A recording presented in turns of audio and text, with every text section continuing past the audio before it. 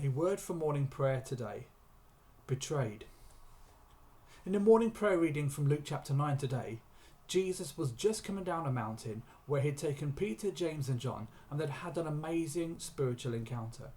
But they came back to earth with a bang, like coming back to work after a break or going back to school. When you're at school and you start a break, you can feel betrayed by shops with signs saying, "Back to school." Well, a desperate father begged Jesus for help. His only son was tormented by spiritual darkness and suffered seizures, fits of screaming and convulsions. There were 9 disciples left behind who had tried to help, but they all failed. This drove Jesus mad. How long had he been showing them this? Their lack of faith betrayed their attempts. Whatever troubled the poor boy was obviously troubled at the presence of Jesus. A light greater than the darkness had arrived. The kingdom of God is here. Darkness is betrayed by Jesus' light.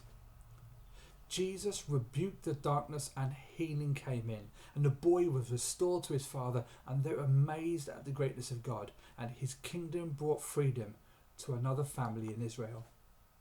But while everyone marvelled at this, Jesus spoke quietly to his followers, "I am going to be betrayed." The Son of God given into human authority and power.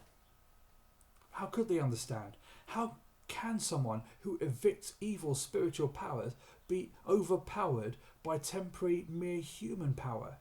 It doesn't make sense. How can someone so good be betrayed? So they changed the subject. Who's the best? Who is the greatest disciple? They just shrank back into debate about power they could understand, power they could grasp.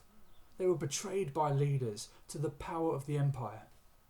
But they could exert power over each other. So far from understanding him, he spoke in a way they could. A child has no power but the Father's love. Jesus' simplicity betrayed human wisdom. As John tried to impress Jesus with his fierce loyalty, his jealousy betrayed his true heart. Jesus is jealous for the kingdom and betrayed mere human loyalty for heaven's true authority. Our human hearts betray our true thoughts, but Jesus betrayed the human emotions and understanding to the cross, and his betrayal into the hands of the empire was victory over darkness for the kingdom of God. So the word for morning prayer today is betrayed.